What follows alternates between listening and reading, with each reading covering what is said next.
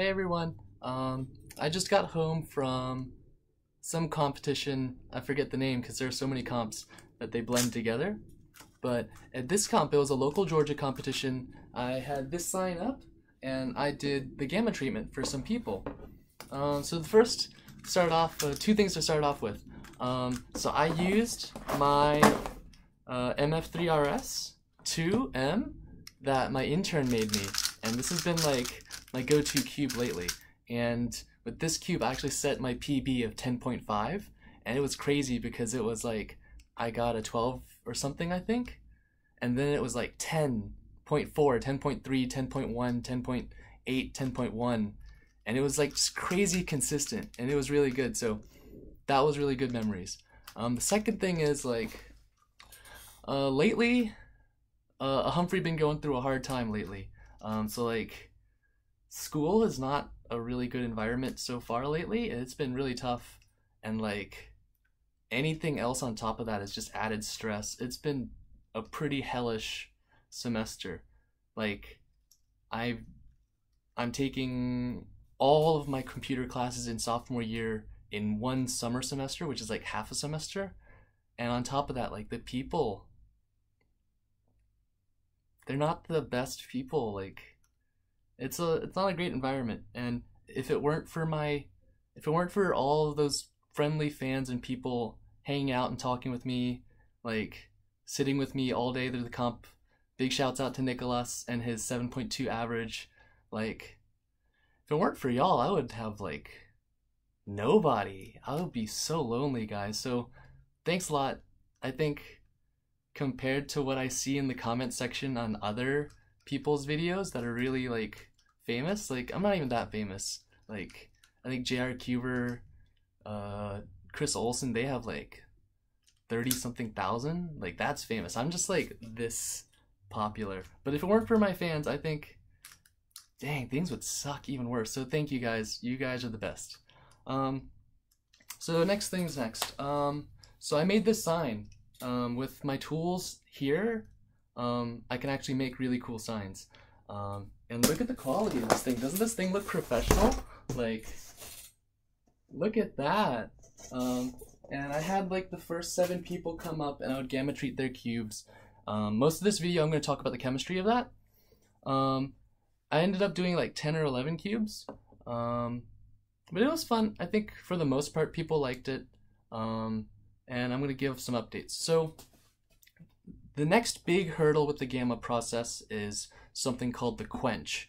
This is something in chemistry in college that you don't really learn until junior or senior year, and you don't really understand until like graduate school.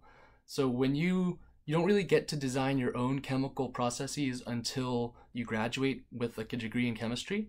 But one of the most important things is how are you going to end your reaction? It's really important that you create a chemical reaction, but how you end it also makes a big deal. So a quench determines how fast you kill your reaction and how long you want to carry it out for. So in the gamma process, this is balanced on a chair. In the gamma process, I'm going in, destroying the bonds, and messing up the plastic and making it softer, because the more molecular weight, the tougher the plastic, the harder it is. When you start messing with that, it gets softer.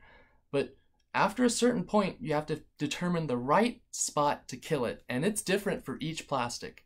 So let's say if I did it wrong and I let it go for too long, the plastic might start to deform. The plastic might be too soft, and then it's too slow. And then how fast I quench it determines the combination of how slow and how fast it is.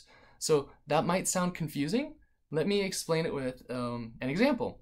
So let's say I take a cube and I do the reaction for a certain amount of time. Let's say 10 units of time. That's arbitrary. I just made that number up. And let's say I want to quench it in 10 units of time. This would result in a cube that's soft from the first 10 seconds, and then it would be slow from the next 10 seconds. Again, that's completely arbitrary. The secret numbers are actually different. I just ate, so I'm a little gassy. But let's say we change that up. What if we make it so it's 10 seconds in the reaction, 1 second in the quench? That would react in a plastic that's soft, but fast. So for fast plastic, it's better to quench the reaction really, really, really quick, to lock in the shape, the conformation of the molecules, to kill the reaction really quick before anything bad happens. But let's say people want a gummier, slower feeling. That's when it's a little tricky because you have to gauge the right time and how long you want to quench it. So a lot of the cubes, I didn't have this in mind and I didn't do it correctly. So the 5x5 I sent Dana, that cube wasn't so good because I think I let the reaction go way too long and it ended up too slow. And then I didn't tension it right, so it's locky. So that was a bad cube. That was my bad, guys. But a few of these cubes, I'm getting a little bit better on these things. The first few were guesswork, but I'm starting to learn the right timings.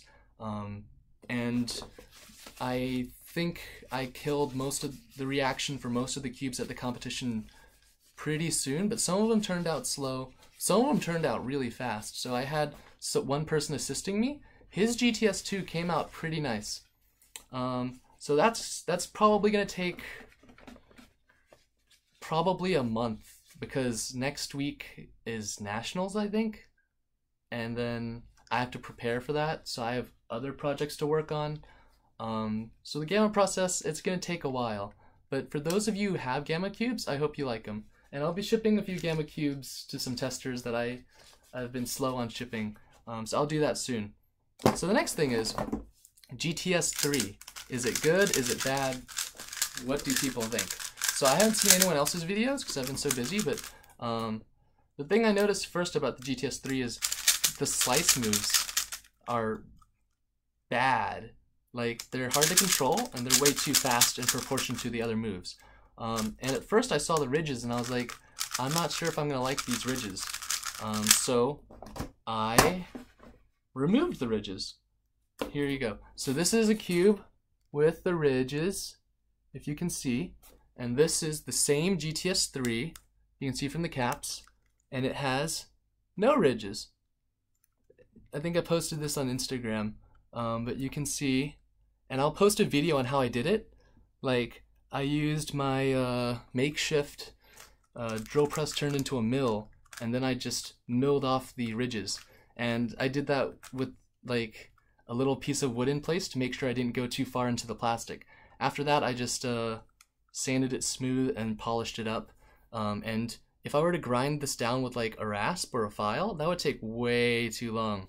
So I wanted to do this because I wanted to compare GTS with ridges compared with no ridges, so I could know for certain with minimal biases whether or not I like or dislike ridges. And honestly, it took like all that just to find out that these ridges aren't even that bad. So if you're worried about the GTS3 ridges bothering you, you really don't have to worry that much. Maybe I'll do some times.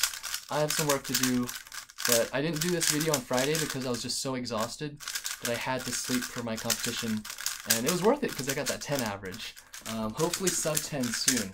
I've been getting some sub 10 averages at home, but my overall verdict is GTS3 is a little bit fast. I'm going to try to get it slower. Like, this one was the first cube that I did the experiment with this timing of the quench. So this cube is slower than this cube, and they're both GTS3.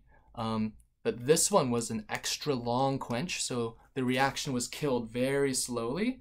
And this one was a very, very fast quench. So with this one, I killed the reaction very, very quickly. Both of these had the same reaction time, but different quench time. And as a result, this one ended up fast, and this one ended up slow. So hypothetically, we could cater the speed to the person who likes the cube. But the tricky thing is, it's hard to estimate again. So I'll probably include some tidbits of the video on how I did this, and that'll be cool. So what else did I have to say? Big cubes.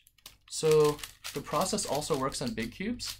I think hopefully when we offer this, we'll have multiple options. But another thing I did at the competition is I let people try the plastic. So it's better if you feel it for yourself. So this is a piece. The inside is the soft gamma plastic and the outside is the normal plastic. And I let people feel for themselves. How does the outside feel? This is normal plastic. How does the inside feel? And you can feel that. And this is an actual piece from a cube that I'm shipping out. There was nothing else done special. This was an arbitrary random piece. So people could literally go and feel for themselves. No shilling, no tricks. You feel it for yourself at the competition. And for the most part, I think most people liked it. I think the only people who didn't like it were people who were really specific about what they liked. And that's good on them, because it's best for people to decide for themselves what they like and what they don't like. And it's not something you have to get. It's an option for you if you like it or not. And a world with more options is always better. So I'm going to include that other video. Maybe I'll do an average. Probably won't. We'll see. And that's probably it. So see y'all in the next video. Probably nationals, which is very soon.